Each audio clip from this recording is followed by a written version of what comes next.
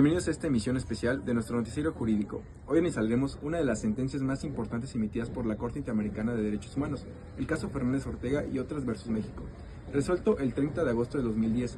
Esta resolución representó un antes y un después en la protección de derechos humanos en México, especialmente en temas relacionados con la violencia contra las mujeres, los derechos de los pueblos indígenas y el acceso efectivo a la justicia. Para comprender la importancia de esta sentencia, primero debemos conocer los hechos. El caso tiene como protagonista a Inés Fernández Ortega, una mujer indígena perteneciente de Guerrero. El 22 de marzo del año 2002, elementos del ejército mexicano ingresaron a su domicilio mientras realizaban operativos militares en la región. Durante esta incursión, Inés fue interrogada y posteriormente sufrió una agresión sexual por parte de militares. Después de estos hechos, decidió acudir ante las autoridades mexicanas para denunciar lo ocurrido. Sin embargo, el camino hacia la justicia estuvo lleno de obstáculos. No recibió atención médica especializada de forma inmediata. Exhibieron resultados de la práctica de estudios periciales y además se perdió evidencia muy importante en la investigación. Con el pasar de los años, las autoridades no lograron identificar ni sancionar la responsabilidad, generando un ambiente de impunidad. Ante esta situación, organizaciones defensoras de los derechos humanos acompañaron a la víctima y presentaron el caso ante la Comisión Interamericana de Derechos Humanos.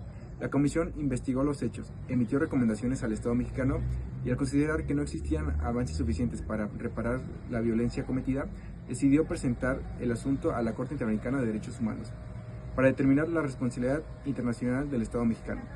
Durante el proceso, México reconoció parcialmente su responsabilidad, aceptó que hubo retrasos en la atención médica, que la evidencia pericial fue perdida debido a un mal manejo de la cadena de custodia, y en la investigación presentó demoras injustificadas. Sin embargo, esa recomendación fue limitado, ya que el Estado no aceptó todas las violaciones denunciadas por la víctima, y sus representantes. Debido a ello, la Corte decidió continuar con el estudio completo en el caso para determinar las responsabilidades correspondientes. Una vez analizado los antecedentes, la Corte Interamericana realizó un estudio muy profundo sobre las violaciones a los derechos humanos cometidas en este caso. El primer aspecto que destacó fue que la violación sexual no debía entenderse únicamente como un delito común, sino como una gravedad de violación a los derechos humanos. La Corte explicó que una violación sexual produce consecuencias físicas, psicológicas y emocionales y sociales que pueden acompañar a la víctima durante toda su vida. Además, el tribunal consideró que las circunstancias en que ocurrieron los hechos, agresión sufrida por Fernández, constituyó una forma de tortura. Eso es debido a lo que cometida por los agentes del Estado. Emite uno el uso de la fuerza, provocando un profundo sufrimiento físico y mental. Es cierto que se convirtió en uno de los procedentes más importantes dentro del sistema interamericano de los derechos humanos.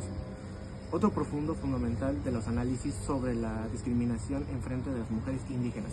La Corte señaló que Inés no solamente era víctima por haber sufrido una violencia sexual, sino que también por pertenecer a una comunidad indígena.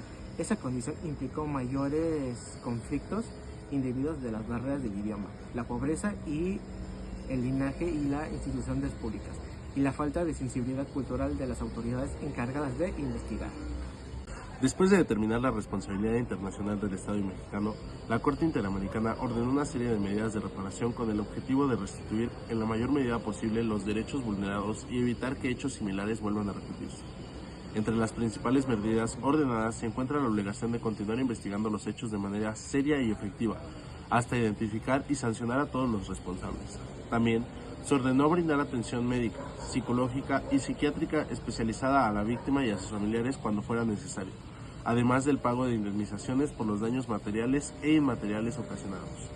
La sentencia también estableció medidas de satisfacción como el reconocimiento público de la responsabilidad y la publicación de una resolución para que la sociedad conociera las violaciones cometidas.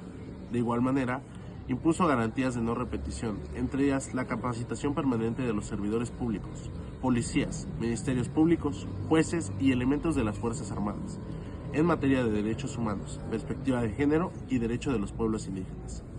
La importancia de esta sentencia va mucho más allá del caso particular de Fernández.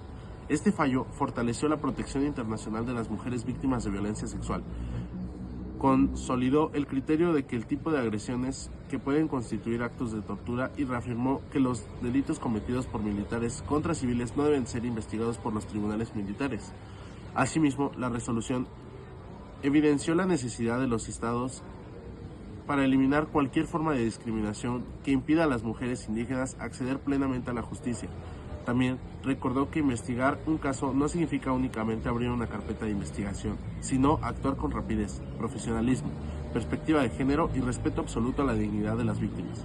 En conclusión, el caso de Fernández contra México representa uno de los antecedentes más relevantes del sistema interamericano de justicia.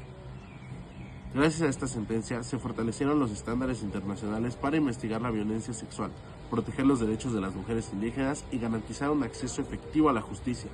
Más que una resolución jurídica, esto constituye un llamado a los estados para actuar con responsabilidad, combatir la impunidad y colocar siempre la dignidad humana como el eje principal de las instituciones.